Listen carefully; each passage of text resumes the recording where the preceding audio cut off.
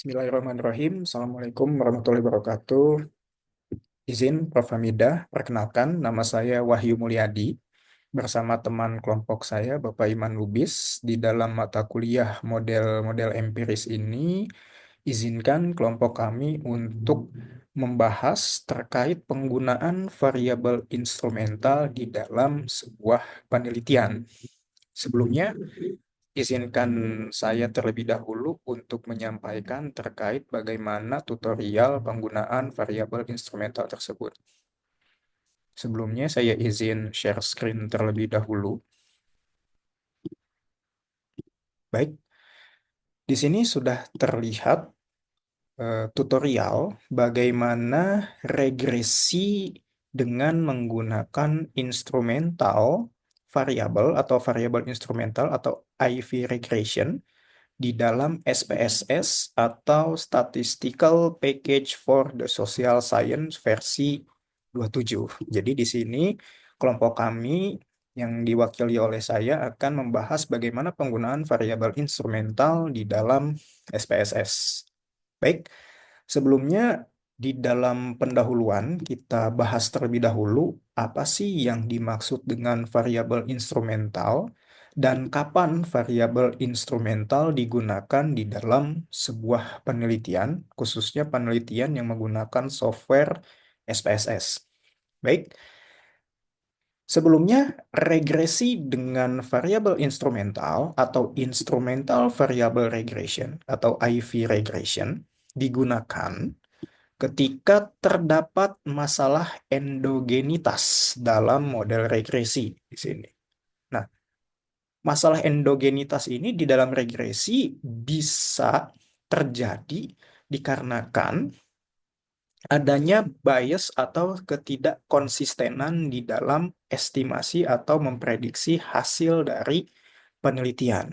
Nah, di sini endogenitas terjadi jika variabel X berkorelasi atau variabel independen berkorelasi dengan error yang menyebabkan estimasi bias dan tidak konsisten tadi. Nah, jadi variabel instrumental ini digunakan ketika terdapat masalah endogenitas dalam sebuah model regresi. Nah, jadi digunakanlah variabel instrumental di dalam memecahkan masalah tersebut. Khususnya adalah jika di dalam hasil penelitian menyebabkan estimasi yang bias dan tidak konsisten di dalam hasil penelitiannya. Nah, izinkan saya untuk mengambil sebuah contoh penelitian, misalnya dalam konteks harga saham di sini. Nah, di Saat dalam ini pukul 20. mengestimasi harga saham, bias dan tidak konsisten atau ketidakkonsistenan dapat terjadi ketika ada kesalahan dalam memodelkan sebuah penelitian. Dalam model yang digunakan, misalnya, untuk memprediksi harga saham, atau ketika asumsi yang mendasari model tersebut tidak sesuai dengan kenyataan pasar. Nah, misalnya di dalam konteks harga saham ini, kita memodelkan apa sih yang mempengaruhi harga saham di pasar khususnya. Nah, akan tetapi model yang kita buat ternyata hasilnya bias atau tidak konsisten. Misal contoh konkretnya seperti ini. Berikut adalah contoh lebih jelas mengenai hal tersebut. Misal, estimasi bias pada model regresi sederhana untuk harga saham. Misalnya harga saham di sini adalah variabel dependent atau variabel Y dan kita menggunakan regresi sederhana. Jadi hanya terdiri dari satu variabel independen atau variabel X yang mempengaruhi variabel dependen atau Y. Jadi hanya terdapat satu variabel independen saja. Nah, misalnya kita menggunakan model regresi linear sederhana untuk memprediksi harga saham Y tadi atau variabel Y tadi berdasarkan faktor-faktor makroekonomi. Faktor-faktor makroekonomi di sini adalah sebagai variabel independen atau variabel X. Misal contoh, faktor ekonomi tersebut variabelnya bisa berupa suku bunga, bisa inflasi ataupun pertumbuhan ekonomi. Nah, itu apa namanya faktor-faktor makroekonomi yang kita jadikan sebagai variabel independen atau variabel bebas atau variabel X. Nah, kemudian persamaan regresinya dikarenakan kita menggunakan regresi sederhana, maka persamaannya adalah Y sama dengan B0. B0 di sini adalah konstanta ditambah B1, beta 1 ya. Beta 0 ditambah beta 1 dikali X. X di sini adalah variabel X-nya tadi ya, atau independennya yang terdiri hanya ada satu variabel independen saja. Ditambah error di sini. Ini adalah persamaan regresi sederhana. Nah, misalnya di sini Y atau variabel Y adalah harga saham yang diprediksi. X adalah variabel ekonomi yang dianggap mempengaruhi harga saham. Beta 0 dan beta 1 di sini adalah sebuah parameter yang nilainya akan yang akan diestimasi atau diperkirakan nanti. Dan error adalah kesalahan. Nah, namun di dalam contoh model regresi sederhana yang akan kita teliti ini, terdapat bias yang dapat terjadi di dalam estimasi jika variabel penting terlewatkan atau omitted variable. Bisa saja yang mempengaruhi harga saham itu bukan dari faktor makroekonomi seperti suku bunga, inflasi, ataupun pertumbuhan ekonomi. Bisa saja ada apa namanya variabel yang tidak dimasukkan dalam model meskipun mempengaruhi harga saham. Nah, misalnya di sini, jika kita tidak memasukkan sentimen pasar atau peristiwa politik yang mempengaruhi harga saham, maka estimasi parameter beta 1 mungkin bias. Artinya prediksi harga saham tidak mencerminkan hubungan yang sebenarnya antara harga saham dengan faktor-faktor makroekonomi. Bisa saja di dalam estimasi hasil antara variabel X terhadap variabel Y tadi, bisa saja hasilnya itu signifikan dan berpengaruh misalnya. Akan tetapi hasil tersebut bias karena mungkin saja di dalam, misalnya di dalam faktanya, harga saham lebih dipengaruhi oleh sentimen pasar yang tidak dimodelkan atau tidak dimasukkan ke dalam model regresi tadi. Dikarenakan di dalam model regresi sederhana tadi kita hanya memasukkan satu variabel X saja atau variabel independen saja, yaitu faktor-faktor makroekonomi misalnya seperti suku bunga, inflasi, atau pertumbuhan ekonomi. Nah, di dalam model regresi tadi kita tidak memasukkan faktor lainnya atau variabel lainnya yang mungkin saja atau bisa dijadikan yang paling berpengaruh terhadap harga pasar. Harga saham tadi di pasar.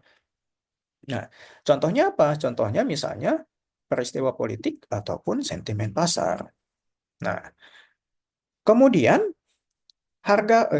contoh biasnya di sini, harga saham lebih dipengaruhi oleh sentimen pasar yang tidak dimodelkan, maka kita mungkin akan salah memperkirakan seberapa besar pengaruh X atau suku bunga. Misalnya variabel X-nya adalah suku bunga di dalam model regresi yang akan dilaksanakan, yang akan diteliti misalnya, terhadap harga saham. Model ini akan memberikan estimasi parameter beta 1 yang tidak akurat. Nah, di sini.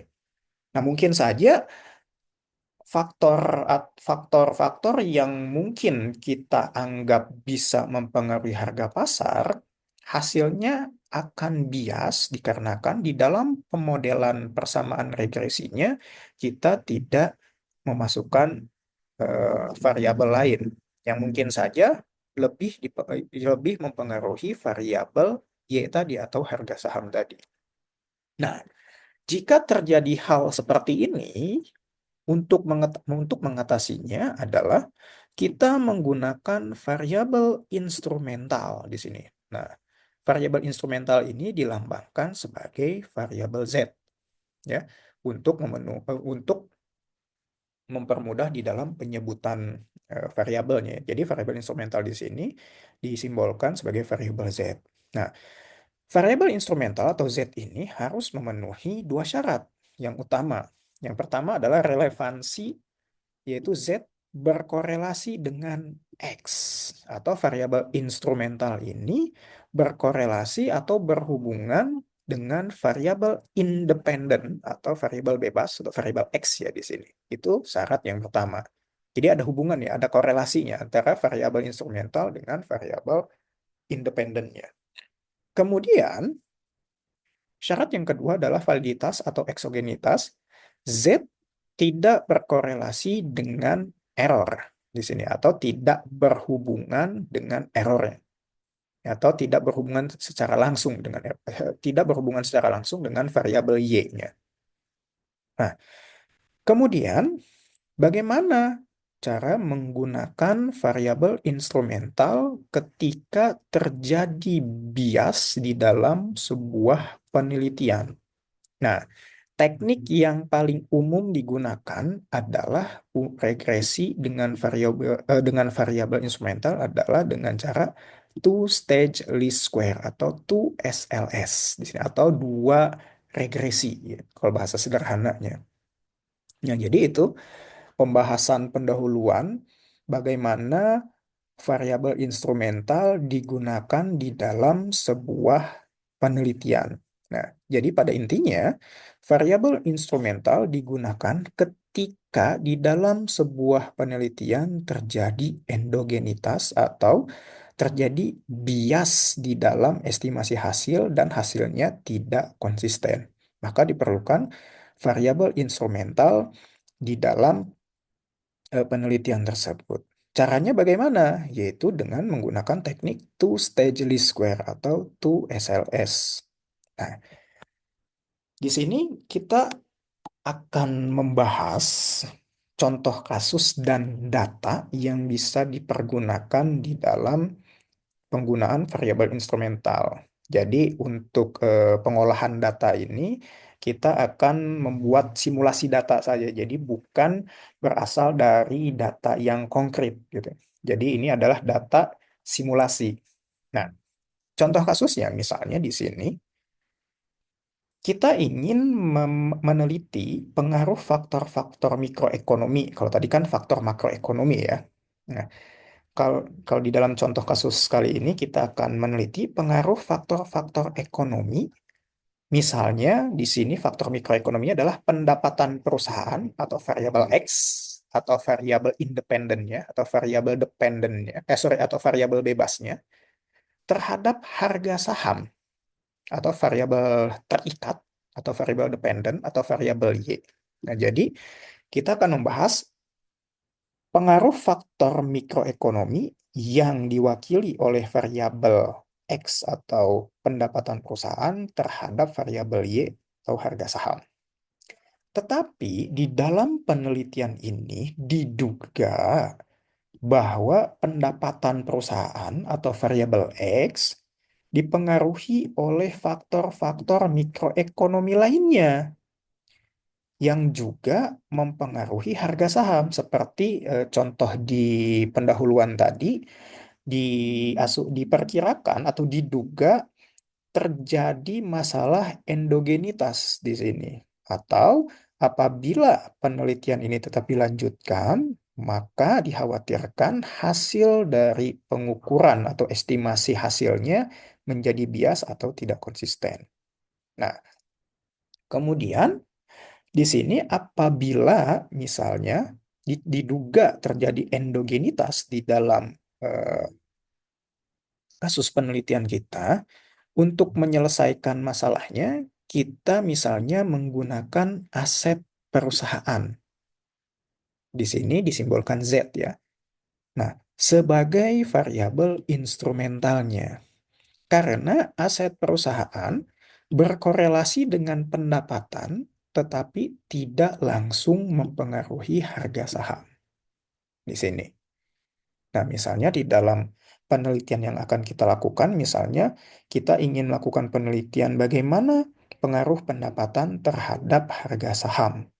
Nah, diduga di dalam penelitian yang akan kita lakukan terjadi endogenitas di sini. Maka dari itu, untuk menyelesaikannya kita harus menggunakan variabel instrumental. Nah, di sini variabel instrumental yang kita pakai adalah aset perusahaan.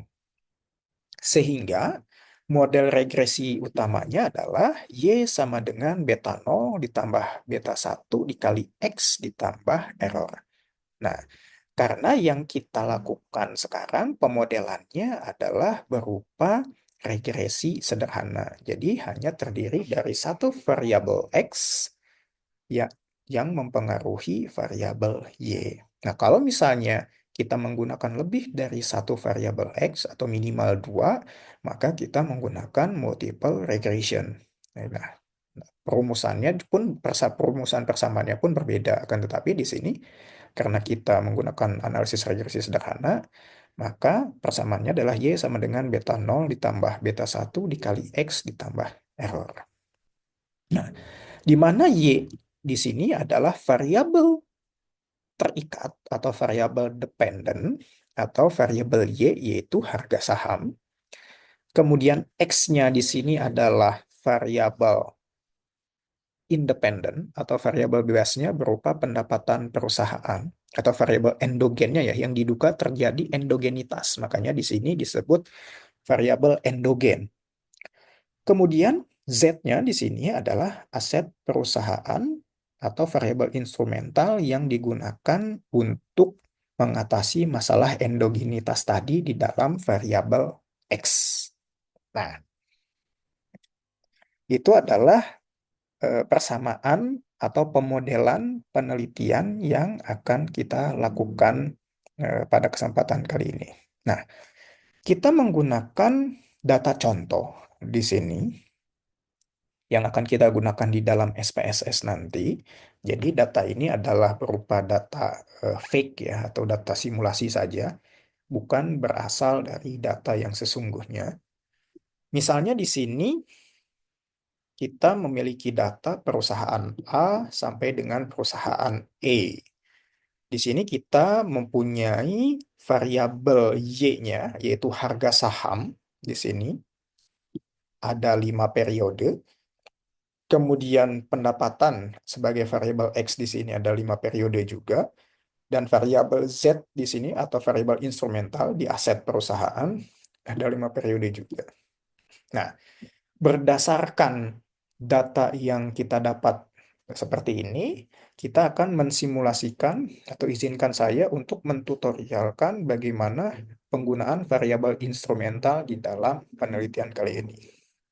Nah, langkah yang pertama di sini adalah dikarenakan kita menggunakan variabel instrumental dengan menggunakan SPSS, maka analisis regresi yang akan kita lakukan yaitu adalah 2SLS atau two stage least square, yaitu adalah teknik yang digunakan untuk mengatasi masalah endogenitas yang tadi sudah kita bahas di pendahuluan dengan berbagai perangkat lunak atau software statistik. Selain SPSS juga sebetulnya ada software lain yang bisa digunakan di dalam 2SLS ini atau two stage least square ini. Seperti misalnya RStudio, Stata, Fuse, SAS, Python, MATLAB, dan lain sebagainya. Akan tetapi di laptop saya, kebetulan laptop saya tidak kompatibel untuk menginstal Stata dan Fuse, maka saya menggunakan SPSS di dalam eh, pengolahan data variabel instrumental ini. Sebetulnya ada software yang lebih efektif dan efisien di dalam mengolah data variabel instrumental ini selain SPSS sebetulnya yaitu adalah Stata dan Evius.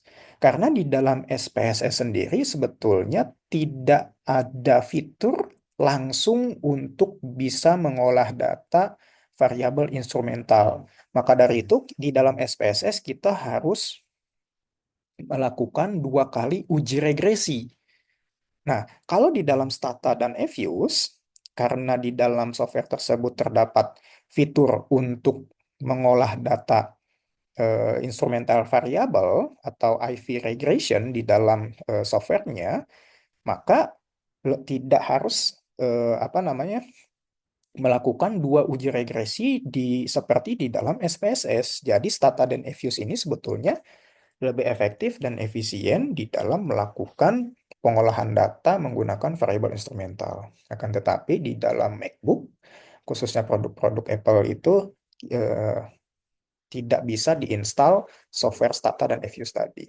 Jadi di sini izinkan saya untuk memaparkan penjelasannya menggunakan SPSS. Nah, di sini yang tadi kita bahas ya, karena SPSS tidak memiliki fitur bawaan IV regression atau instrumental variable regression, kita akan melakukan two-stage least square secara manual dengan dua regresi secara terpisah. Nah, kalau di dua software yang tadi sudah kita bahas, kita tidak harus melakukan uji regresi, dua kali uji regresi tersebut secara manual karena sudah ada fiturnya di Fuse dan Stata tadi. Nah, yang pertama, kita sebentar saya stop screen dulu. Nah, di sini baik. Nah, kita buka SPSS terlebih dahulu. Di sini sudah kita buka SPSS, kemudian kita buka lagi tutorial tadi di dalam Word. Kita minimize di sini. Oke. Nah, sebentar kita perbesar. Nah, dikarenakan kita sudah mendapatkan atau membuat data simulasinya, jadi di sini kita tinggal copy paste saja datanya ke dalam SPSS. Nah, ini kan data yang di dalam tutorial tadi ya. Nah, kita copy di sini. Kopinya hanya datanya saja ya. Jadi judulnya tidak perlu di copy. Kemudian kita masuk ke SPSS di sini. Nah, di dalam SPSS di sini ada dua sheet atau worksheet, ada variable view dan data view. Nah, kita copy paste data tadi di data view di pojok kiri atas nomor satu, di baris nomor satu di sini. Nah, setelah datanya di copy ke SPSS, kita masuk ke variable view di sini. Kemudian di dalam variable view di sini terdapat kolom yaitu name di sini. Nah, kita lihat di sini name di sini kan di dalam contoh kasusnya adalah berupa variabel y kan. Kita ubah di sini jadi y. Kemudian di kolom kedua yaitu berupa variabel x-nya kan. Nah, ini diubah jadi variabel atau huruf x. Dan terakhir yang kita gunakan adalah aset atau variabel z. Nah, kemudian data yang kita gunakan kan tidak ada desimalnya ya. Nah, jadi desimalnya kita di sini ubah jadi 0 semua. Kita ubah jadi 0. Nah, di dalam label, di kolom label di sini, kita ubah sesuai dengan nama masing-masing variabel. Misal di sini variabel Y adalah harga saham. Kemudian variabel X adalah pendapatan perusahaan. Kemudian variabel Z-nya adalah aset perusahaan. Nah, kemudian kolom yang lainnya seperti value sampai dengan role kita apa namanya tidak usah edit atau tidak usah kita ubah. Nah, selanjutnya kita kembali ke Word tutorial tadi di sini. Nah, di sini tahap pertama regresi yaitu adalah meregresikan variabel X terhadap variabel Z terlebih dahulu. Dikarenakan kan dicurigai di dalam variabel X ini ada endogenitas tadi. Nah, dikhawatirkan kalau endogenitas ini tidak diatasi masalahnya, maka nanti hasil estimasi penelitiannya atau prediksi penelitiannya akan bias atau tidak konsisten. Maka dari itu, variabel X ini terlebih dahulu diregresikan terhadap variabel Z di sini, atau variabel Z di sini sebagai variabel instrumental. Nah, tujuan regresi pertama ini adalah untuk mendapatkan nilai prediksi dari X yang menggunakan variabel instrumental Z. Nah, instrumental Z ini nanti lambangnya adalah X hat atau X topi ya, yang kemudian digunakan dalam tahap kedua. Nah, jadi nanti kita hasil dari regresi tahap pertama ini akan digunakan untuk melakukan regresi tahap kedua. Nah, kemudian langkah-langkah di dalam SPSS-nya, tadi kita sudah memasukkan data ke dalam SPSS. Kemudian di sini langkahnya adalah klik analyze. Jadi di dalam SPSS itu kita akan klik analyze di sini. Kemudian setelah analyze, kita klik regression. Setelah regression, kita klik linear. Nah, sesuai dengan tutorial di sini, setelah itu masukkan variabel di sini, yaitu variabel dependent atau pendapatan X di sini sebagai variabel endogen. Jadi pendapatan X di sini atau variabel endogen ini kita masukkan ke kolom variabel dependent di dalam SPSS. Jadi di sini. Nah, ini kan variabel X-nya adalah pendapatan perusahaan. Kita masukkan ke sini. Kemudian variabel variabel aset Z-nya, variabel instrumentalnya, yaitu di sini sebagai aset perusahaan, variabel instrumentalnya dimasukkan ke dalam kolom independen di sini. Nah, jadi ini ya, aset perusahaan dimasukkan ke kolom independen. Nah, setelah itu kita klik save di sini. Nah, ini dia ada save. Kita klik, nah, akan muncul eh, menu baru, yaitu linear regression save di sini menu barunya. Nah, setelah itu centang unstandarized di predict value. Nah, di sini ada dua unstandarized-nya ya. Yang pertama di predict value, yang kedua di residual. Nah, kita hanya menceklis unstandarized-nya di predict value, jangan di residual ya. Kalau residual itu kan nilai sisa ya. Nah, karena kita ingin memprediksi hasil variabel instrumentalnya, maka kita klik unstandarized-nya di predict value. Nah, setelah itu klik continue. Kemudian setelah klik continue, kita klik OK. Nah, di sini akan muncul dari hasil regresi tahap pertama. Nah, di sini ada banyak tabel ya, ada tabel variabel, ada tabel model summary, kemudian ada tabel ANOVA, ada tabel koefisien, dan ada tabel residual statistik. Nah, di sini saya ingin menginterpretasikan terlebih dahulu regresi tahap pertama sebelum kita berlanjut ke regresi tahap kedua. Nah, oke. Nah, kemudian sebelum saya menginterpretasikan, kita lihat di data SPSS terlebih dahulu.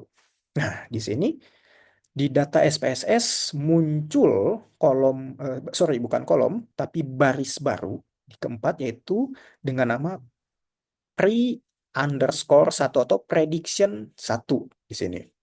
Nah, akan muncul. Nah, jadi nanti hasil dari uji regresi tahap pertama tadi yang ada di dalam baris keempat ini, di dalam variable view, akan kita gunakan di dalam uji regresi tahap kedua nanti. Kalau di data view di sini muncul kolom baru ya, kolom pre_1 di sini. Nah, tapi sebelum kita ke regresi tahap kedua, izinkan saya untuk menginterpretasikan terlebih dahulu bagaimana hasil dari uji regresi sederhana atau simple regression tahap pertama.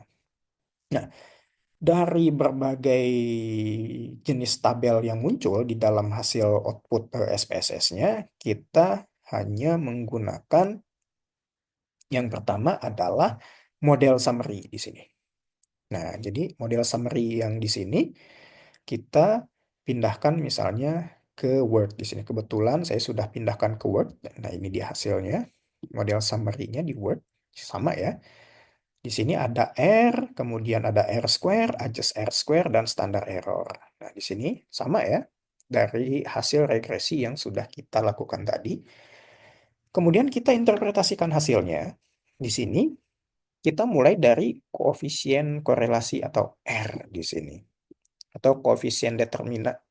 Sebelum kita masuk ke koefisien determinan atau R square ya, kita bahas koefisien korelasinya terlebih dahulu. Nilai R-nya di dalam penelitian yang sudah di dalam olah data yang sudah kita lakukan adalah R square-nya adalah 0,988. Menunjukkan korelasi yang sangat kuat antara aset perusahaan dengan pendapatan. Jadi di sini antara aset perusahaan yaitu variabel instrumental memiliki pengaruh terhadap variabel independennya atau variabel X-nya sebesar 98,8%. Ini kalau di dalam korelasi angkanya mendekati satu ya. Nah, kalau semakin mendekati satu, maka korelasinya semakin kuat. Jika angkanya menjauhi satu, maka korelasinya sangat lemah. Nah, dikarenakan di sini nilainya adalah positif, maka korelasinya adalah berpengaruh positif. Oke, kalau misalnya korelasinya hasilnya negatif, maka berpengaruh negatif atau sebaliknya. Kalau positif, maka berlaku searah. Oke. Nah, artinya terdapat hubungan yang hampir sempurna antara aset perusahaan dengan pendapatan. Jadi aset perusahaan di sini sebagai variabel instrumental terdapat pengaruh yang sangat signifikan terhadap variabel X-nya, yaitu pendapatan perusahaan. Kemudian kita lihat di sini R square-nya atau koefisien determinannya. R square-nya di sini nilainya 0,976. Menunjukkan bahwa 97,6% variabilitas pendapatan atau variabel pendapatan dapat dijelaskan oleh aset perusahaan. Nah, ini juga nilainya mendekati 1 atau 100%. Sama seperti koefisien korelasi tadi. Nah, dengan kata lain, model ini sangat baik dalam menjelaskan hubungan antara aset perusahaan dan pendapatan karena hanya 2,4% sisanya atau variabilitas pendapatan dipengaruhi oleh faktor lain yang tidak termasuk ke dalam model ini. Nah, jadi apa namanya? Tingkat bias atau ketidakkonsistenannya ini sangat rendah ya karena hampir sempurna variabel X ini dapat dijelaskan oleh variabel Z atau instrumental di dalam regresi tahap pertama. Nah, kemudian kita lihat nilai adjust R square-nya. Di sini nilai adjust R square-nya sama ya dengan R square yaitu 0,967. Ini menunjukkan bahwa jika ada penyesuaian untuk jumlah variabel dalam model, hubungan tetap sangat kuat walaupun adjusted ya. Adjusted itu disesuaikan ya. Walaupun disesuaikan juga nilainya masih tetap sangat kuat.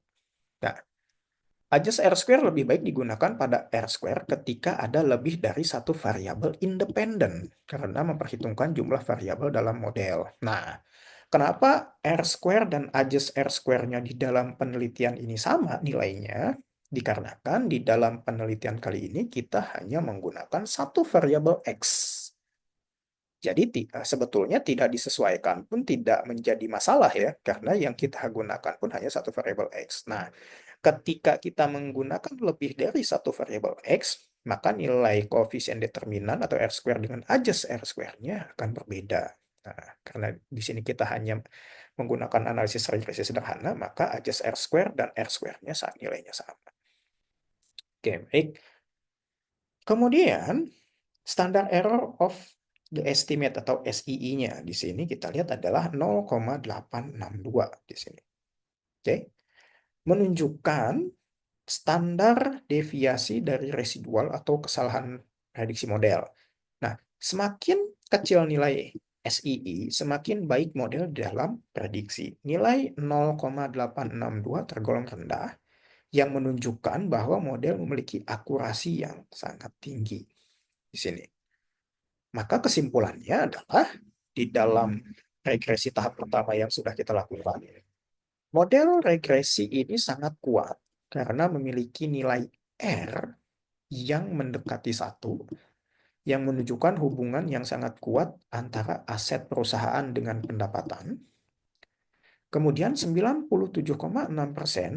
variabilitas pendapatan dapat dijelaskan oleh aset perusahaan, yang berarti model ini sangat baik dalam menjelaskan hubungan tersebut, ditambah dengan standar error yang rendah, yaitu sebesar 0,862, yang menunjukkan bahwa model memiliki akurasi prediksi yang tinggi di sini. Nah, itu adalah tabel dari model summary hasil dari regresi tahap pertama interpretasinya ya. Nah, kemudian selain tabel summary, kita juga di dalam output SPSS regresi tahap pertama ini kita juga menggunakan tabel koefisien di sini. Nah, tabel koefisien di sini kita apa namanya, pindahkan lagi ke Word untuk diinterpretasi di sini. Nah, di sini tabel koefisiennya ya bisa dilihat sama ya. Di sini ada kolom beta, kolom standar error, kolom B, kolom standar error, kolom beta, kolom T, ada dan kolom signifikansi. Nah, di sini kita lihat di dalam tabel koefisien, rumusnya adalah kalau di dalam persamaan regresi, model regresi dapat dituliskan untuk persamaan yang sudah kita olah datanya adalah Y topi di sini atau Y hat ya di sini. Lambangnya adalah Y hat atau Y topi karena ini adalah apa namanya, yang akan kita gunakan nanti untuk regresi tahap kedua, sama dengan beta 0 ditambah beta 1 dikali X ditambah error. Nah, dari tabel di atas kita mendapatkan pendapatan estimasi atau prediksi sama dengan negatif 5,629 ditambah 0,162 dikali aset perusahaan di sini. Artinya, di sini kita lihat koefisien aset perusahaan beta satunya di sini adalah 0,162. Interpretasinya adalah setiap kenaikan 1 unit aset perusahaan akan meningkatkan pendapatan sebesar 0,162 unit dengan asumsi variabel lainnya tetap ya. Nah, jadi asumsinya variabel lainnya itu tetap. Maka diprediksi dari setiap Rp1 misalnya kenaikan aset perusahaan akan diiringi dengan kenaikan pendapatan sebesar Rp0,162.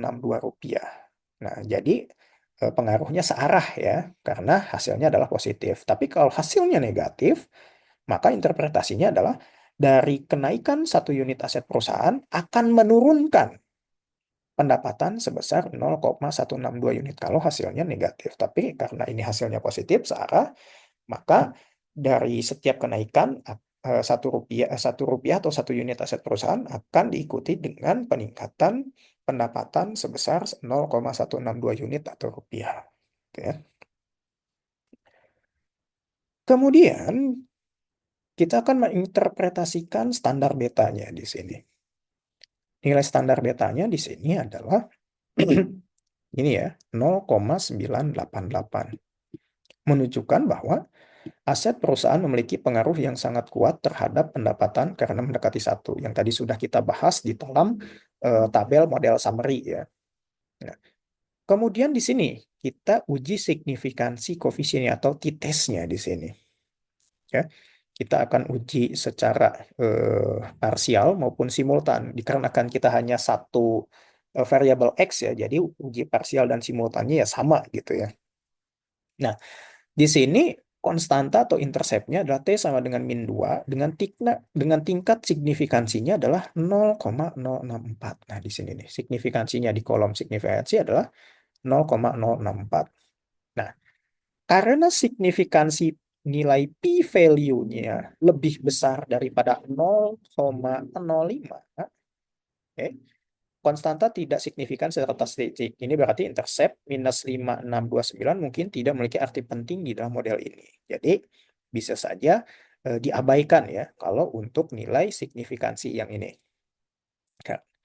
Untuk nilai konstantanya. Nah, akan tetapi kita lihat nilai signifikansi di aset perusahaannya, bukan di konstantanya, tapi di aset perusahaan atau di variabel instrumentalnya, yaitu nilai signifikansinya adalah 0,002. Nah, ini dia. Dengan nilai T-nya adalah 10,9429. Nah, ini dia untuk nilai T-nya. Nah, karena p-value dari aset perusahaan ini berbeda dengan konstanta ya. Kalau tadi kan konstanta nilainya lebih besar daripada 0,05. Kalau di dalam aset perusahaan atau variabel instrumentalnya yaitu kurang dari 0,05 atau nilainya adalah sebesar 0,002. Maka aset perusahaan berpengaruh secara signifikan terhadap pendapatan. T-value yang tinggi menunjukkan bahwa hubungan ini sangat kuat dan tidak terjadi secara kebetulan. Nah, itu untuk interpretasi regresi tahap pertama dengan menggunakan tabel koefisien. Nah, kesimpulannya di sini yaitu aset perusahaan berpengaruh signifikan terhadap pendapatan dengan koefisien 0,162. Model regresi ini juga menunjukkan hubungan yang sangat kuat karena betanya adalah 0,988 yang mendekati 1.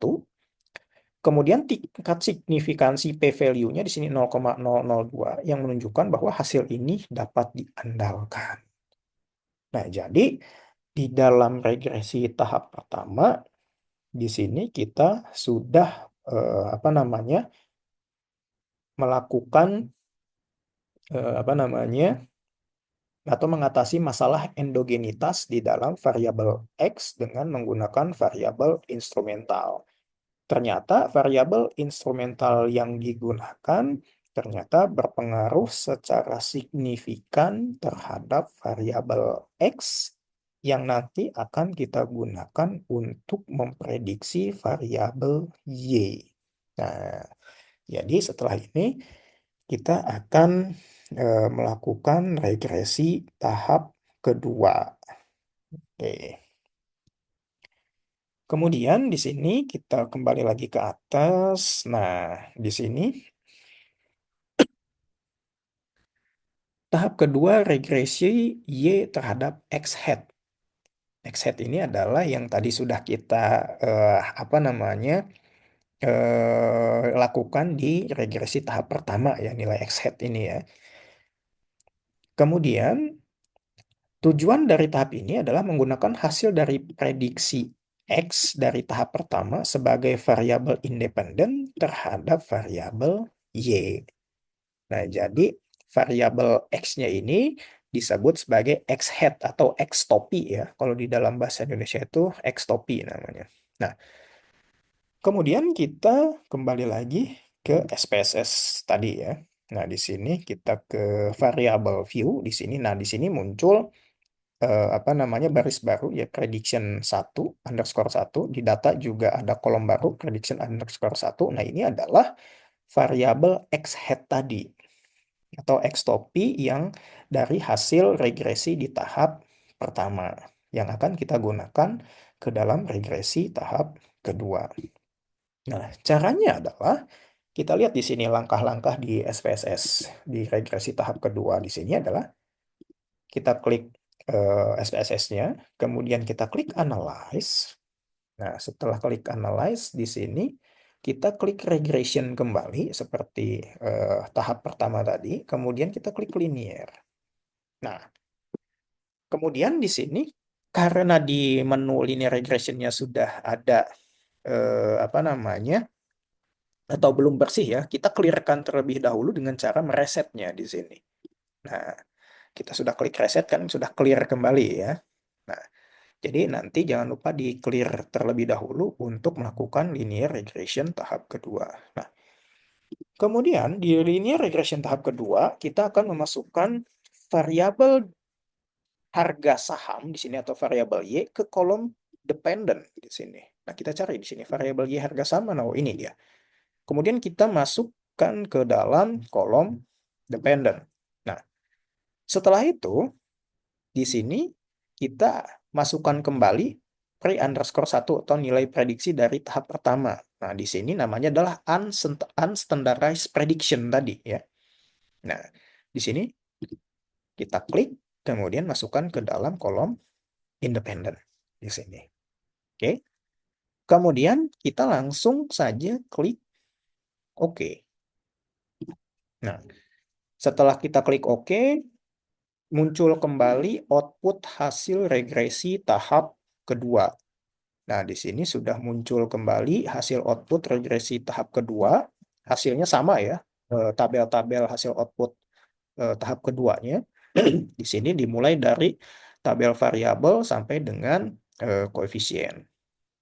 Nah, jadi yang akan kita gunakan seperti di regresi tahap pertama tadi adalah tabel summary dengan tabel koefisien. Oke.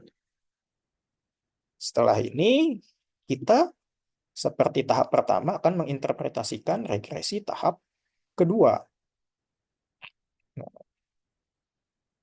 Nah, saya sudah memindahkannya ke Word di sini. Nah, kita lihat di sini, di model summary-nya. Nah ya, di sini model summary di SPSS dan di Word sama ya. Di sini R-nya adalah 0,976, kemudian R square-nya adalah 0,953, adjust R square-nya adalah 0,937, sampai standar error-nya adalah 1,980. Nah, di sini kita akan menginterpretasikan seperti regresi tahap pertama tadi. Nah, di dalam yang pertama akan kita interpretasikan adalah interpretasi koefisien determinasi R square dan adjust R square di sini. Atau keseluruhannya lah ya, semuanya. Dimulai dari koefisien korelasi atau R. Nilainya adalah 0,976, yang berarti hubungan antara variabel independen atau X hat tadi ya, dan variabel dependen sangat kuat. Kenapa sangat kuat? Seperti yang sudah kita bahas tadi adalah nilainya mendekati 1. Nah, di sini kan 0,976 berarti sangat mendekati 1 nih. Jadi nilai korelasinya sangat kuat. Kemudian R square-nya juga di sini 0,93 atau sebesar 95,3% variabilitas dalam variabel dependen Y dapat dijelaskan oleh X hat tadi atau X topi tadi. Ya. Jadi ini sangat besar sekali dan juga mendekati 1. Kemudian adjust R square-nya juga di sini nilainya 93,7%, yaitu variabilitas dalam Y dijelaskan setelah menyesuaikan jumlah variabel dalam model. Kemudian standar error-nya juga di sini 1,98, yaitu estimasi kesalahan dalam operasi Y sekitar 1,98 unit tergolong rendah, berarti pengaruh variabel X hat tadi terhadap variabel Y sangat kuat. Nah, makna dari hasil interpretasi di atas adalah koefisien korelasi R sebesar 0,976 menunjukkan bahwa hubungan antara X hat dan variabel dependen Y sangat kuat. Kemudian koefisien determinasi R square-nya juga sebesar 95,3%, dapat dijelaskan oleh X hat yang hanya 4,7% variasi dalam Y tidak dapat dijelaskan oleh model dan mungkin dipengaruhi oleh faktor lainnya hanya kecil ya, 4,7%. Adjust R square-nya juga adjust R square-nya juga sangat kuat yaitu 0,937 yang menyesuaikan R square untuk jumlah variabel dalam modelnya. Nah, di sini Standar errornya juga rendah ya, 1,98 yang menunjukkan perkiraan kesalahan model dalam memprediksi Y. Semakin kecil nilai, semakin baik model melakukan prediksi. Nah, kesimpulannya di dalam tabel model summary regresi tahap kedua ini adalah model regresi ini memiliki hubungan sangat kuat, yaitu sebesar 0,976. Xhead mampu menjelaskan 95,3% variabilitas Y. Kalau di dalam hal ini adalah harga saham ya, yang menunjukkan model yang sangat baik. Namun masih ada sekitar 4,7% variabilitas yang tidak dijelaskan oleh model, yang mungkin berasal dari faktor lain yang belum dimasukkan. Nah, kemudian kesalahannya juga sebesar 1,98 yang eh, termasuk kecil gitu. Nah, jadi di dalam model summary regresi tahap kedua ini, variabel X hat sangat mempengaruhi variabel Y. Atau variabel X hat ini yang sudah endogenitasnya sudah diselesaikan dengan menggunakan variabel instrumental. Jadi di dalam regresi tahap kedua ini juga sangat mempengaruhi variabel Y. Jadi di dalam apa namanya masalah endogenitas ini atau bias di dalam mengestimasi hasil ini sudah selesai dikarenakan kita sudah melakukan two stage least square atau 2 SLS dengan menggunakan SPSS. Nah, kemudian di sini kita interpretasikan tabel koefisien dari hasil output SPSS regresi tahap kedua. Nah, di sini sama seperti interpretasi regresi tahap pertama tadi, di sini kita akan menginterpretasikan konstantanya di sini. Di sini nilai konstantanya yaitu sebesar 34,8. Ketika X hat sama dengan 0, maka nilai harga saham diperkirakan sebesar 34.800 gitu ya. Kemudian ini adalah nilai prediksi saat variabel independen tidak memiliki pengaruh. Nah, jadi diasumsikan kalau konstanta itu bernilai 34.800 ketika variabel independen tidak memiliki pengaruh. Kemudian interpretasi koefisien X hat-nya di sini. Kalau tadi kan konstanta, kalau sekarang X hat-nya yaitu 1,636. Maka setiap peningkatan X hat sebesar 1 unit, maka harga saham akan meningkat sebesar 1,636 unit dengan asumsi variabel lain tetap. Nah, karena hasilnya adalah positif, maka searah ya diiringi dengan peningkatan juga. Tapi kalau hasilnya negatif, diiringi dengan penurunan. Gitu. Nah, kemudian koefisien betanya di sini untuk X hat adalah 0,976.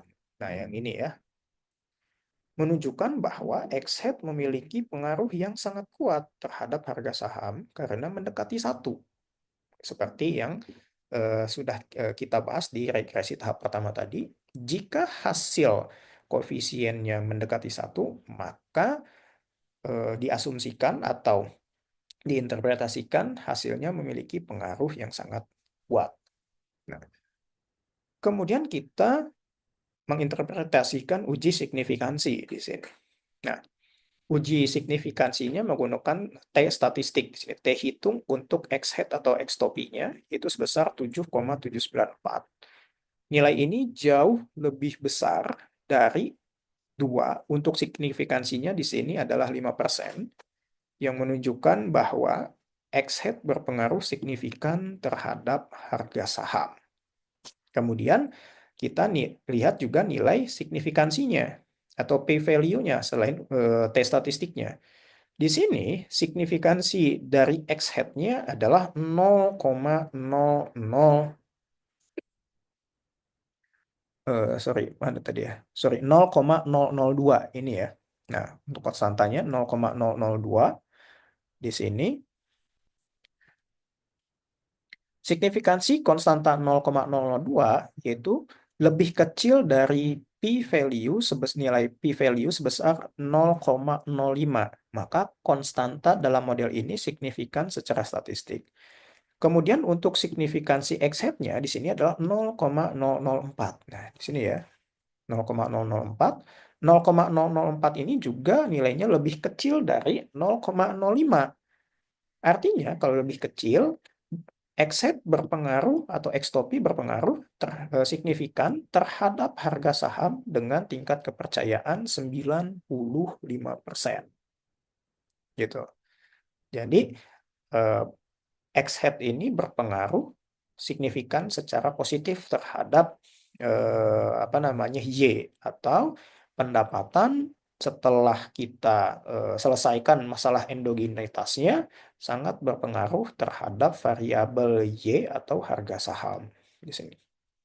Kemudian bentuk persamaan regresinya dari tabel di atas yaitu adalah model regresi dapat dituliskan persamaannya adalah harga saham atau Y-nya sama dengan 34.800 ditambah 1.636 dikali X head.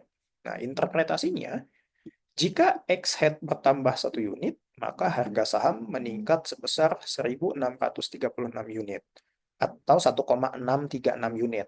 Jika X head tidak ada atau nol, maka harga saham diperkirakan sebesar 34.800. Kesimpulan akhirnya di sini, hubungan antara X head dan harga saham sangat kuat, yaitu sebesar 0,976, yang notabene-nya mendekati 1. Kemudian X-head berpengaruh signifikan terhadap harga saham dengan nilai 0,004 yang notabene-nya lebih kecil daripada 0,05.